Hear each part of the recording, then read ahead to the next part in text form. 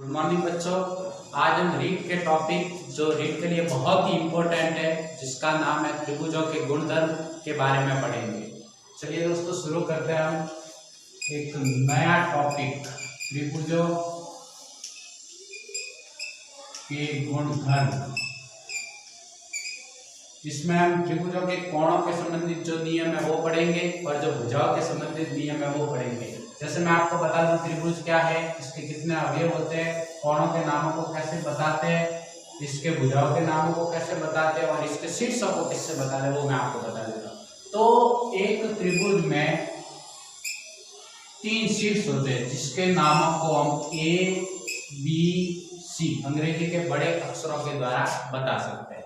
इसके बाद इसके जो भुजाओं के नाम है वो दो अक्षर को साथ में लेके बताते हैं। जैसे इस भुजा का नाम मुझे देना होगा तो मैं इसका नाम लिखूंगा ए बी, तो इस भुजा का नाम हो जाएगा ए बी भुजा, ये भुजा का निशान है। इसके बाद इसका नाम हो जाएगा ए सी भुजा और कोई सी ए भुजा भी लिख सकता है, और इसका नाम हो जाएगा बी सी भुजा, जिसको हम सी बी भुजा भी लिख सकते हैं। इसके बाद इसके कोणों के नाम जो है, जैसे इस कोण का नाम मुझे देना है तो मैं इस कोण का नाम दूंगा A B C, A B C, और कोण का निशान होता है ये, तो इसका मतलब ये है कोण ए बी सी। इसके बाद इसका हो जाएगा कोण ए सी बी और इसका हो जाएगा कोण बी ए सी।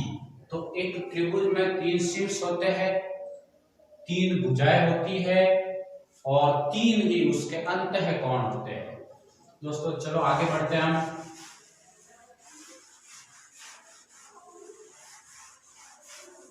चलो आगे हम देखते हैं त्रिभुजों का गुणधर्म पहला।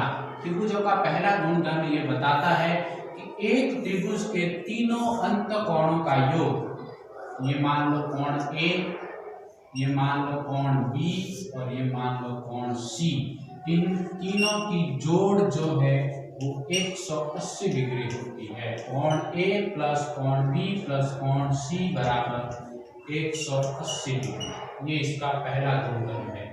दूसरे गुणधर्म की ओर बढ़ते हैं। दूसरा गुणधर्म ये बताता है किसी त्रिभुज की एक भुजा को आगे बढ़ाने पर प्राप्त बहिष्कोण का मान दोनों सम्मुख स्थित अंत कोणों के योग के बराबर होता है। अर्थात हम लिख सकते हैं, मान लो त्रिभुज का नाम है ए बी सी और इसको मैं मान लेता हूं डी, तो इस कोण का नाम हो जाएगा कोण ए सी डी। तो यहां मैं लिख सकता हूं कोण ए सी डी, ये बराबर हो जाएगा दोनों इस सम्मुख स्थित, सम्मुख मतलब एक तो ये और एक ये, अर्थात कोण ए और कोण बी, इन दोनों के योग के बराबर इस बहिष्कोण का मान होता है। ये दूसरा नियम है। तीसरे नियम की ओर बढ़ते हैं।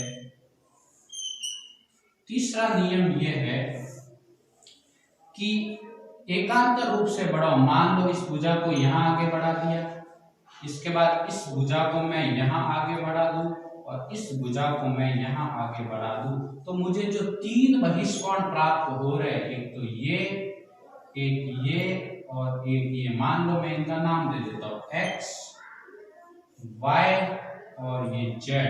इन तीनों की जोड़ जो है x plus y plus z, इन तीनों की जोड़ जो है वो 360 डिग्री होती है। अर्थात त्रिभुज के तीनों अंत कोणों का योग तो 180 होता है और तीनों बहिष्कोणों का योग जो है वो 360 डिग्री होता है। ये 3 नियम हो गए। इसके बाद चौथे नियम की ओर आगे बढ़ते हैं हम, जो भुजाओं से संबंधित है।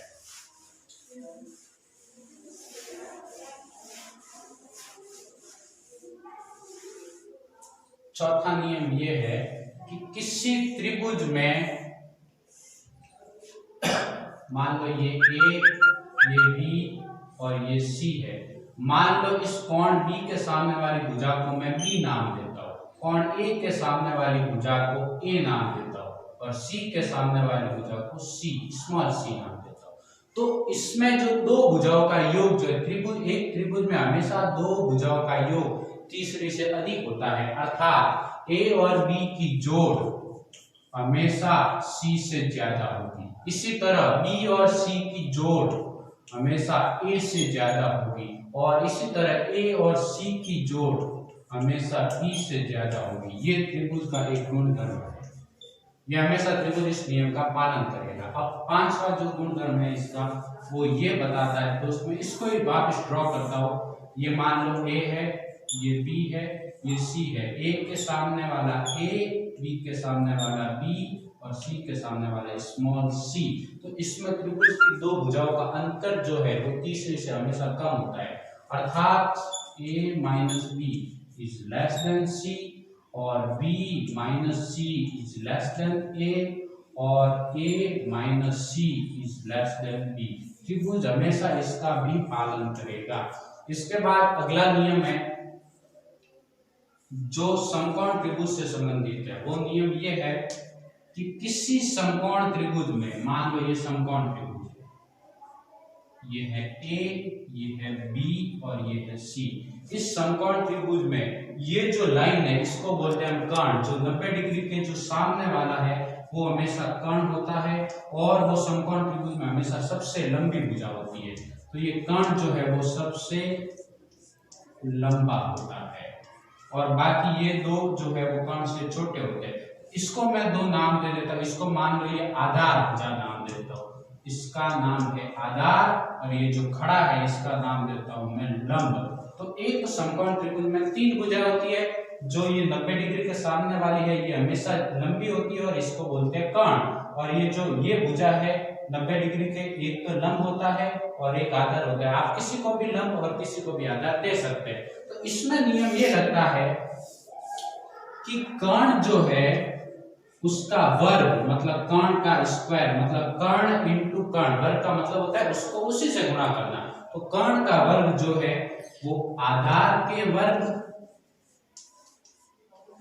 और लंब के वर्ग, इन दोनों के वर्गों के योग के बराबर होता है। अर्थात मान लो, देखो मैं आपको प्रश्नों से समझाता हूं। ये मान लो ये 3 है, ये 5 है और ये 4 है। तो क्या ये समकोण त्रिभुज हो सकता है? हम इसकी सत्यता की जांच करते हैं। तो कर्ण का वर्ग, कर्ण है यहाँ 5, तो 5 का वर्ग और उधर होना चाहिए हमारे आधार का स्क्वायर, आधार है 4 और लंब है हमारे 3। चेक करते हैं दोनों पक्ष बराबर आते हैं या नहीं आते। 5 का वर्ग, 5 का वर्ग मतलब 5 गुणा 5, 5 और 5 का गुणा करने पे आते हैं 25। तो 5 का स्क्वायर यहाँ हो जाएगा 25 और यहाँ 4 का स्क्वायर मतलब 4 गुणा 4, 4 इंटू 4 16। उसके बाद 3 स्क्वायर, 3 इंटू 3 ये हो जाते हैं 9। इधर तो हमारे है 25, इधर है 16 प्लस 9। देखते हैं ये भी 25 होता है या नहीं। तो 16 प्लस 9 होते हैं 25, 25 बराबर 25, अर्थात ये एक समकोण त्रिभुज है। चलिए दोस्तों आज हम इतना ही पढ़ेंगे। चलिए दोस्तों इस पर आधारित कुछ प्रश्नों को हम देख लेते हैं, प्रश्नों को कैसे सॉल्व करना है। मान लो ये त्रिभुज है, इस बहिष्कोण का मान आपको दिया है 120 डिग्री और ये आपको यहाँ पे दिया है ऐसे करके, ये दिया हुआ है 50 डिग्री और आपसे पूछा है इसका मान निकालें। तो इसका मान कैसे निकालें? देखो ये समूह कोण है और समूह कोण हमेशा बराबर होते हैं, अर्थात ये 50 है तो ये भी यहाँ 50 हो जाएगा। तो अब मैंने आपको बताया था दूसरा नियम याद करो, जिसमें जो सम्मुख स्थित अंत कोणों का योग बाहर स्थित बहिष्कोण के बराबर होता है, अर्थात x की और 50 की जोड़ ये होगी 120 डिग्री। नियम संख्या 2।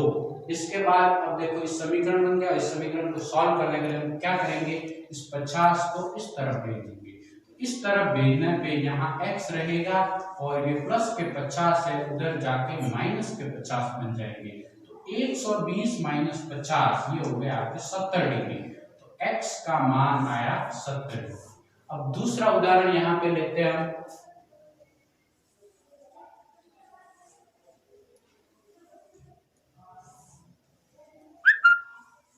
135 डिग्री, ये है x और ये y, ये निकालना है आपको। तो देखो ये कैसे निकालते हैं, इसको मैं 135 से हटा के यहाँ कर देता हूँ। रोक तो वीडियो। हाँ सर।